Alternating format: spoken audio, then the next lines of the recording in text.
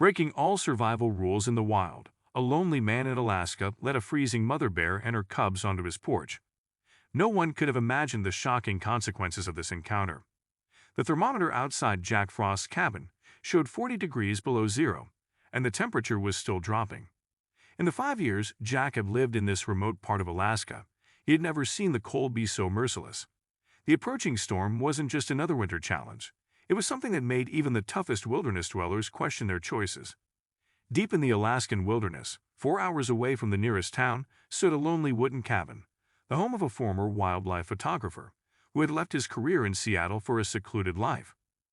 On that freezing day, listening to the wind howling through the pine trees, Jack truly wondered for the first time if his decision to live here had been a terrible mistake. The February morning started like any other.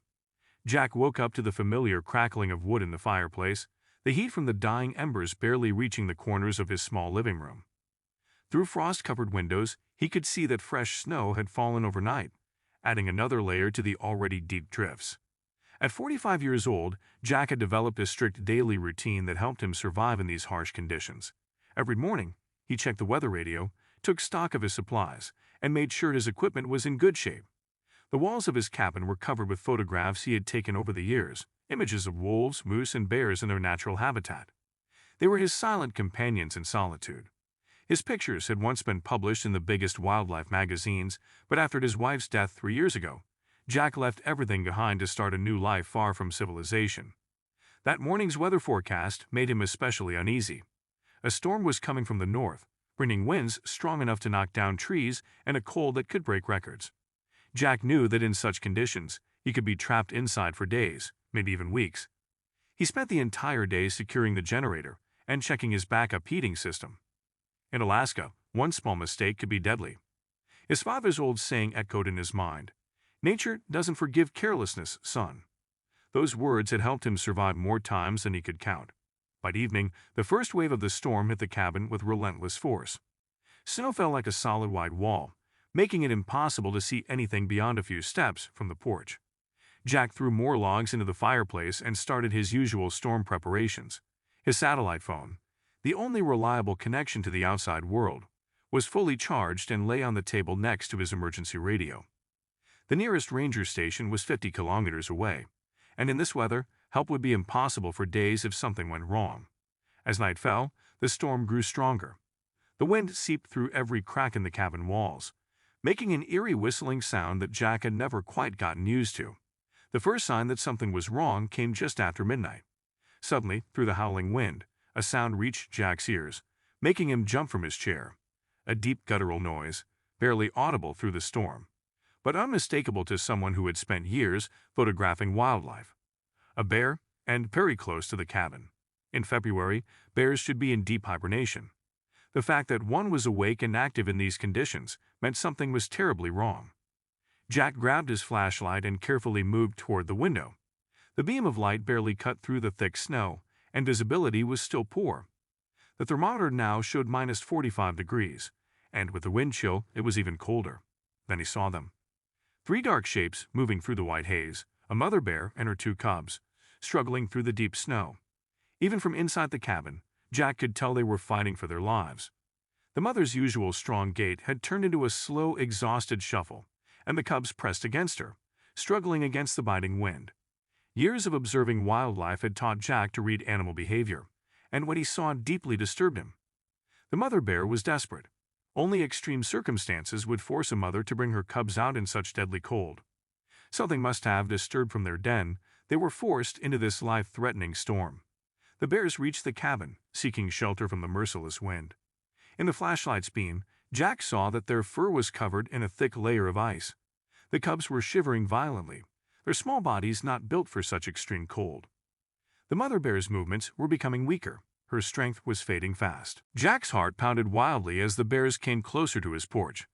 This was exactly the kind of situation all wilderness survival guides warned about. Bears near human buildings were dangerous under normal circumstances, but this situation was far from normal. A desperate mother bear would do anything to protect her cubs. Now, Jack could clearly see the bears through the window. The cubs were much smaller than they should have been, likely born late in the season. Their chances of surviving the night were almost zero. The mother bear began digging at the snow near the porch, trying to make some kind of shelter, but the wind destroyed her efforts in seconds. The temperature kept dropping. Even the liquid inside the thermometer had frozen. The wind grew stronger, and Jack watched as the mother bear desperately tried to shield her cubs with her body. One of the cubs stumbled and sank into the deep snow. The mother carefully lifted it, but the cub's movements were growing slower. The cubs had been fighting to stay alive for almost an hour, and their condition was getting worse. The second cub collapsed, and this time it took much longer to get back up. The mother bear's attempts to help them were becoming weaker. Her own strength was fading. She let out a low moan, a sound full of despair that cut through the howling wind and sent a chill deep into Jack's soul. The bears now huddled against his porch in a last attempt to find some kind of protection from the wind. The cubs were barely moving, and the mother bear's eyes had turned glassy from the cold. In the flashlight's beam, Jack noticed their shivering had become less frequent, a dangerous sign of hypothermia. Jack's hand rested on the door handle. Everything he knew about wilderness survival, every rule he had followed for years, told him to stay inside. But the bears on his porch were slowly freezing to death. And what was the value of survival rules compared to living creatures dying in front of him, needing help? The cubs had almost stopped moving. The mother bear was desperately trying to cover them from the cold and wind with her body. Her eyes met Jack's through the window, and in that moment, he saw something that shook him to his core. There was no aggression in her gaze, only exhaustion, desperation, and something eerily close to surrender. Attached to his cabin was a storage room, where he kept his photography equipment. It was well insulated, separate from the main living space, and had its own entrance. It could serve as a temporary shelter, but bringing 3 freezing bears inside was madness. The risk was enormous. A panicked bear could destroy the cabin, leaving Jack stranded in the storm with no protection. The cubs had stopped moving completely. Only the faint rise and fall of their chests showed they were still alive. The mother bear's eyes started closing, and her massive body slowly sank into the snow. A few more minutes, and it would be too late. Jack turned on all the heaters in the storage room, making it as warm as possible. He laid blankets near the door, ready to act. The mother bear watched his every move through the window, her gaze following each step he took. In that moment, Jack no longer saw a dangerous predator. He saw a mother fighting with everything she had left to save her children. The wind howled louder, and the temperature kept dropping mercilessly. The clock showed 2 a.m., the coldest, darkest hour of the night. Jack took one last deep breath and turned the door handle. The door creaked open, the sound deafening in the frozen night. The wind rushed in, carrying snow and biting cold into the cabin. The bears were only a few steps away, their bodies half buried in the growing snowdrifts. Moving slowly, deliberately cautious, Jack stepped onto the porch. The mother bear's eyes gleamed as she registered his presence, but she made no aggressive move. It seemed her survival instincts were battling her exhaustion. She lifted her head slightly, her nostrils flaring as she caught his scent.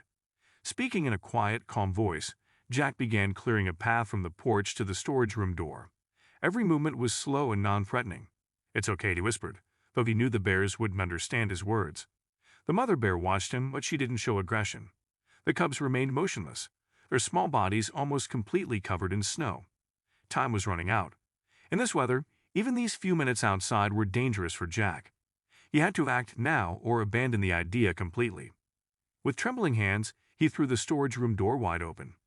Warm air spilled into the freezing night, instantly creating a mist. The mother bear lifted her head, her nostrils flaring as she smelled the heat. It was the strongest movement she had made in the past hour. Jack's heart pounded as he dared to step closer to the bears, holding blankets in his hands. The mother bear followed his movements, but her protective instincts seemed dulled by the cold and exhaustion. When he was just a few meters away from the cubs, he carefully draped a blanket over them. The mother bear tensed for a moment, and Jack held his breath, knowing that his life depended on her next reaction. But instead of attacking, she slowly began sniffing the blanket wrapped around her cubs, as if she understood its purpose. Jack spread another blanket closer to the storage room door, creating a warm path. His fingers were going numb, and he realized he couldn't stay outside much longer. Everything now depended on the mother bear's next move. She tried to stand, but her legs trembled from weakness. The cubs remained motionless under the blanket. With gentle movements, the mother bear nudged one of her cubs, but it didn't respond. A sorrowful moan escaped her throat, a mother's fear for her children cutting through the howling wind. Jack backed toward the storage room door. The warm air flowing from the open doorway was an irresistible promise of life in the deadly cold. The huge creature gathered its last bit of strength. With great effort, the mother bear managed to rise, every movement visibly painful. For a moment, she stood, swaying in the wind, her gaze shifting from her cubs to the open door. Then, with infinite tenderness, she gripped the blanket in her teeth and began pulling her cubs toward the door. The blanket helped them slide over the snow, but each step drained her precious energy. Her powerful muscles trembled with effort, but her motherly instinct pushed her forward. The distance was only a few steps, but it felt like miles. Jack stood perfectly still, barely daring to breathe as the bear family slowly made their way toward safety. Finally, they reached the doorway. At the entrance, the mother bear paused. Her massive figure filled the doorway, steam rising from her fur as the warmth of the room met the freezing air. This was the most dangerous moment. If she panicked now, in such a small space, there would be no escape. But the overwhelming cold and her desperate need to save her cubs overcame her natural fear. Using the last of her strength, she pulled her cubs over the threshold into the warm room. Jack watched as the enormous creature collapsed beside her cubs, wrapping her body around them as warmth began to return to their frozen bodies. With utmost caution, Jack closed the storage room door.